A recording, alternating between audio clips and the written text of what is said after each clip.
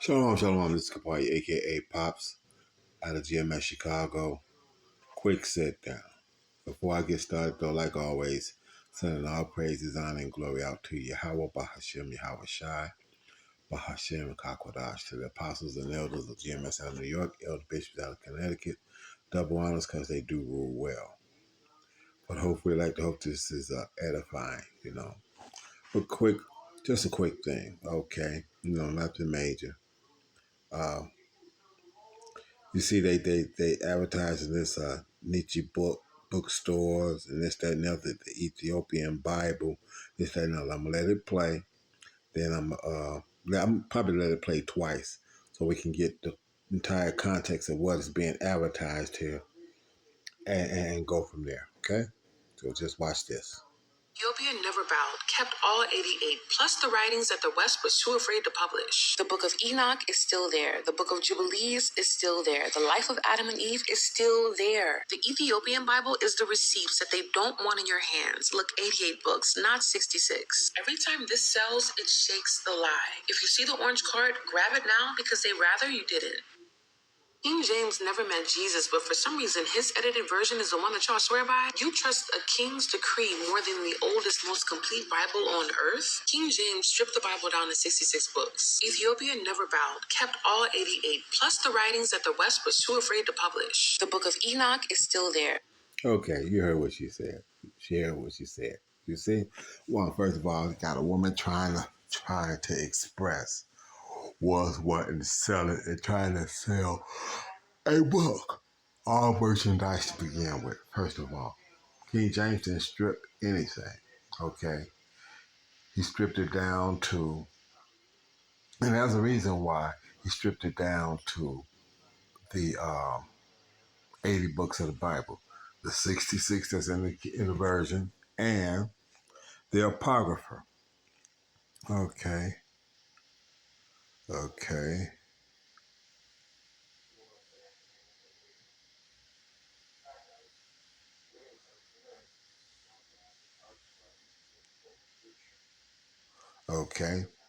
The Apocrypha, and this, that, and other. And you see, the problem with the Book of Enoch and all those other things is the fact that those books are not the original books as it was. Okay, so with those books being what they are, what did they do? And who stripped those? Who stripped those? So you see, not being familiar with, first of all, with who King James was, not being let's just get to some scriptures first of all.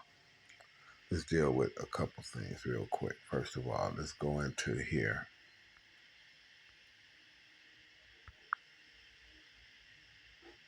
Let's go into here.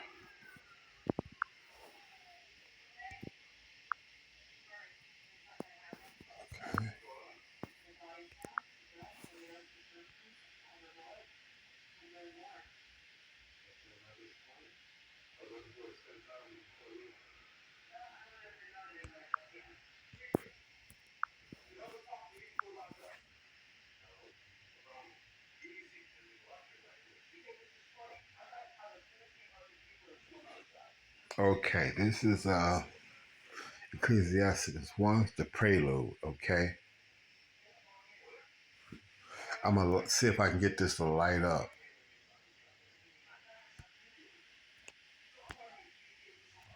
I don't want all of that. I just want to try and get this to light up.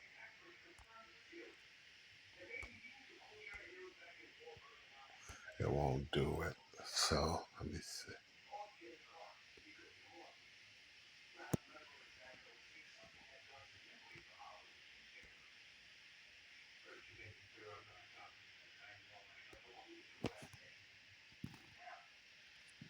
No, I can't get what I want to light up specifically.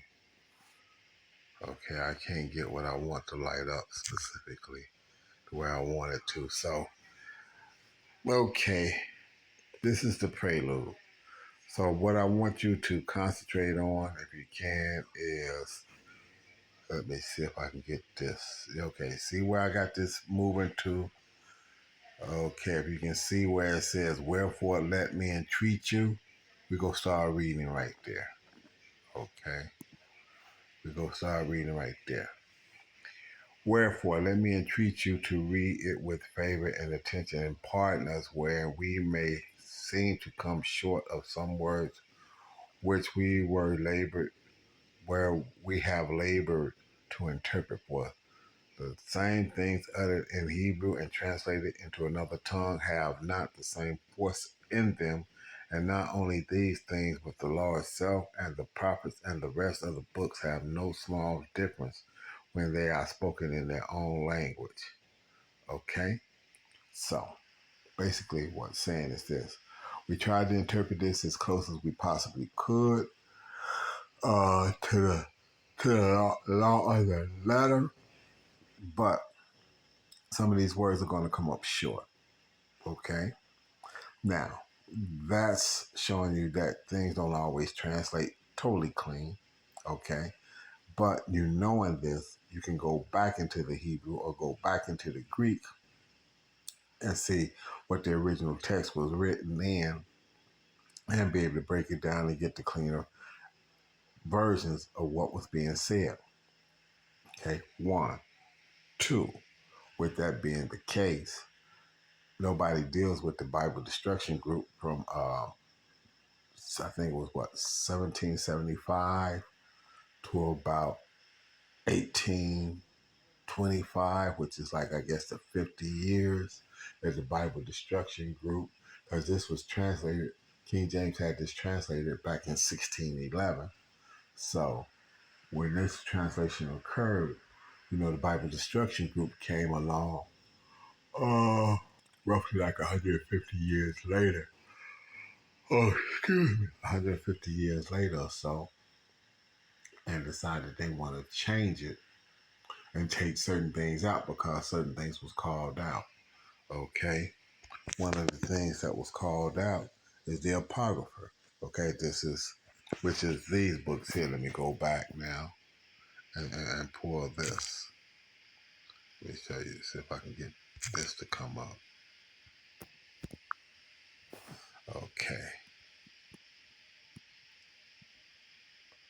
Okay, all these books that are in the green are the books of the Apocrypha. So you got 1, 2, 3, 4, 5, 6, 7, 8, 9, 10, 11, 12, 13, 14. 1, 2, 3, 4, 5, 6, 7, 8, 9, 10, 11, 12, 13, 14, 15. Now you see, you got all this other stuff, Enoch, Jubilees, Jasper, and this, that, and other. I don't even go to those. I don't even go to those. Why? Because of the fact that, like I said, those books there are not in the red apocrypha, which is the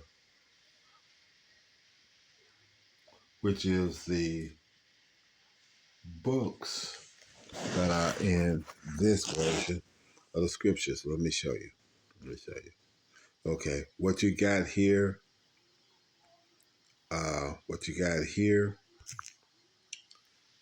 and let me go and grab this camera. See, that's the Apocrypha, the Authorized King James Version. Okay? Authorized King James Version. Yeah, I've had it a long time. It's taped up and everything else, but I've had it a long time. But anyway, so, and here at GMS, what do we say? The 100% truth? What is the 100% truth that we push? That that here at GMS you can learn what it takes for salvation, which is the only thing that's actually should be important at this point in time is your faith being convinced in your own mind and uh, being willing to get through or go through whatever, being convinced in your own mind that the teachings is correct. Okay, so you know, so that lady is pushing.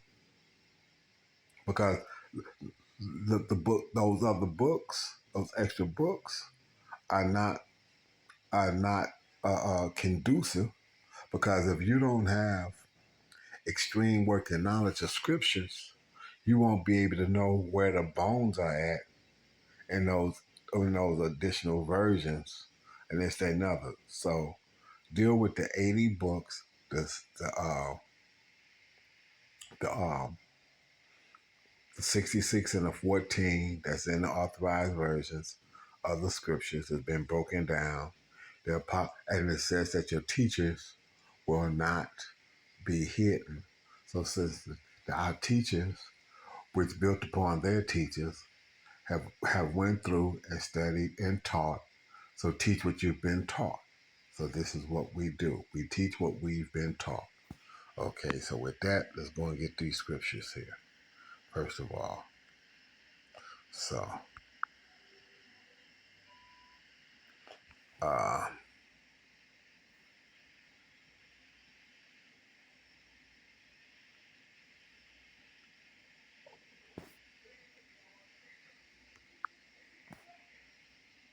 let's see,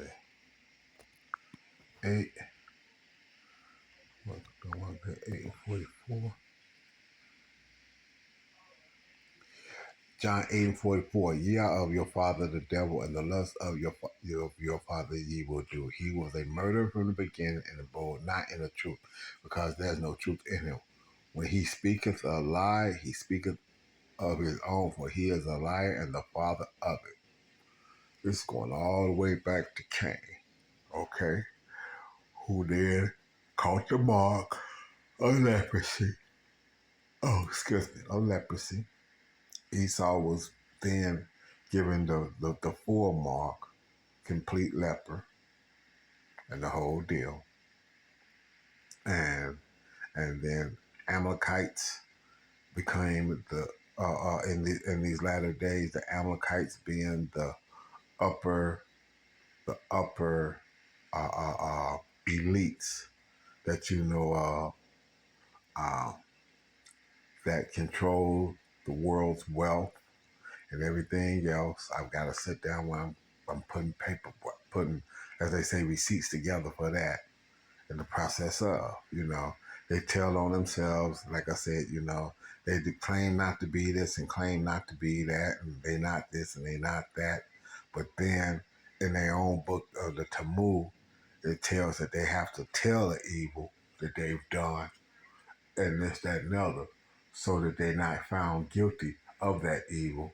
And so even though they say all these things that go against what it is that we said, but we've researched and saw these things at one point in time or another, because it was commenting on the books as we taught against it.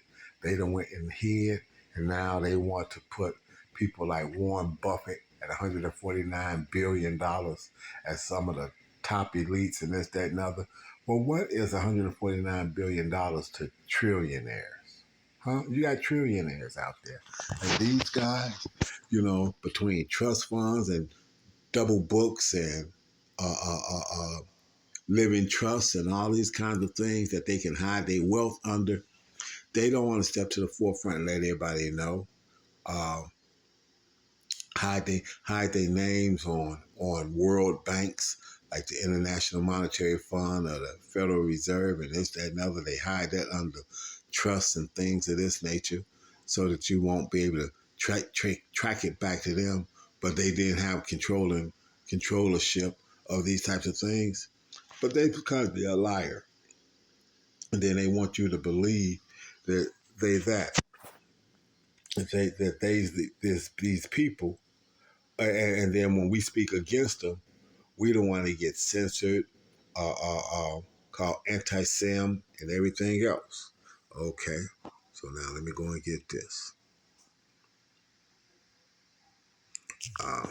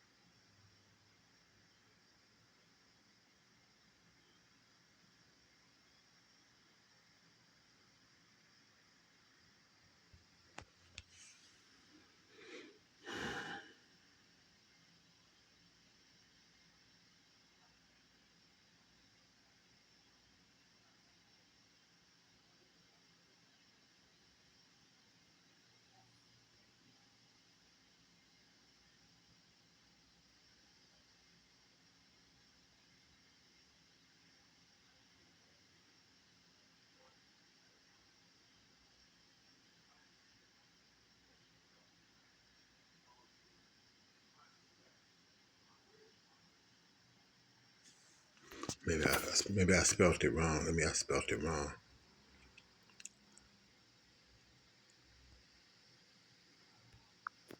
Hold on.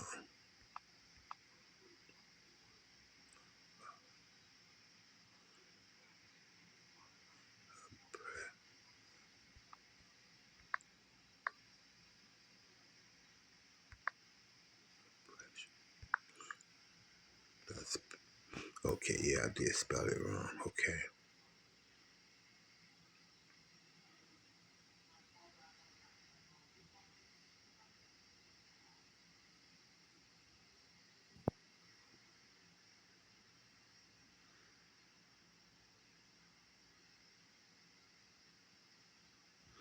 Okay, there we go.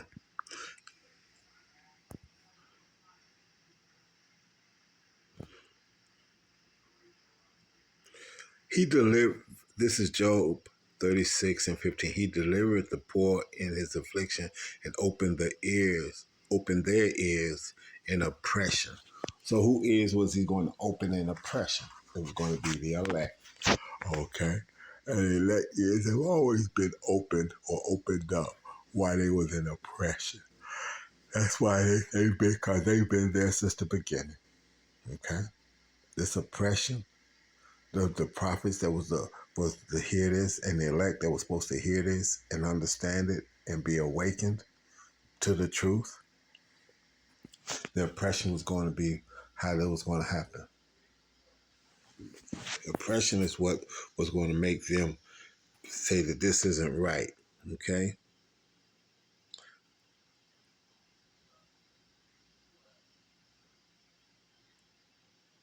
Okay.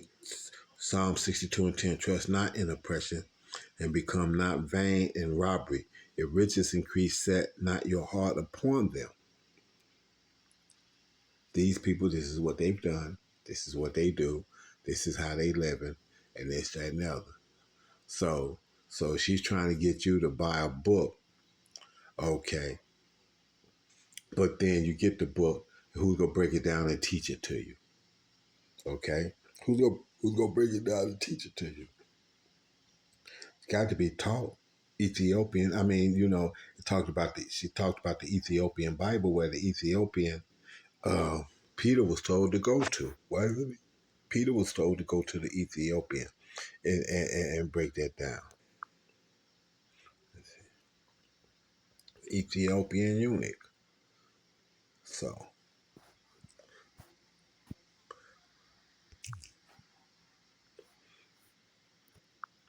let me see. This is Acts. Go to Acts. Was that Acts? Where he was told to go to the Ethiopian eunuch.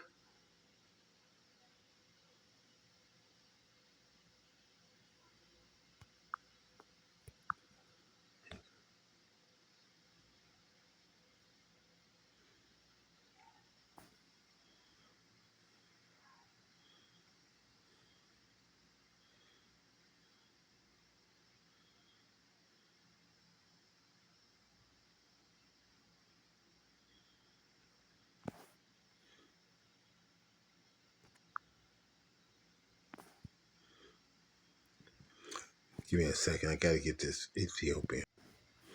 Okay, Acts 1:11. It was 8. Acts 8 and 7. He wrote. Okay, Acts 8 and 26. And the angel of Yahweh spoke unto Philip, say, arise and go toward the south into the way that goeth down from Jerusalem to Gaza, which is desert. And he arose and went, and behold, a man of Ethiopia. But now, okay, a man that lived in the land of Ethiopia is the way it should have read. And a eunuch of great authority under Candace, queen of the Ethiopians, who had the charge of all her treasure, had come to Jerusalem for to worship. So why would he have to come to Jerusalem worship? Because he was an Israelite. Okay, so they talking about the Ethiopian Bible and this, that, and the other. Because the Ethiopians never bowed and all this other kind of stuff. King James was a ruler when he had the Bible. Was ruling during the Dark Ages from they rule because people of color ruled the what is called the European times from about 325 AD to about the 1300s. For 1,000 years, they had rulership, and in that time is when uh, uh, black icons had been painted and things of this nature, and all these other things that's going on. And these people went and hid them during the Renaissance and whitewashed them and everything else. Okay, but it was an Israelite. So she gonna say the Ethiopians, like the Ethiopians was so above or so this or so that and all this other kind of stuff, like they were a greater black people or they were a greater people of color. And they said no, there was books that was written before the Bible. Okay, there was books that was written before the Bible, but that don't make it a greater book. Okay, so I'm gonna leave it there. I'm gonna leave it there. Like I said, these people are liars and this, that, and other. And if you fall for the okey doke and not get the truth because you order the Bible, you order that Bible and it's got a bunch of mishaps and bullshit in it and this, that, and other, and you ain't got nobody teaching you so that you can sift through the bullshit and understand what's real and what's not.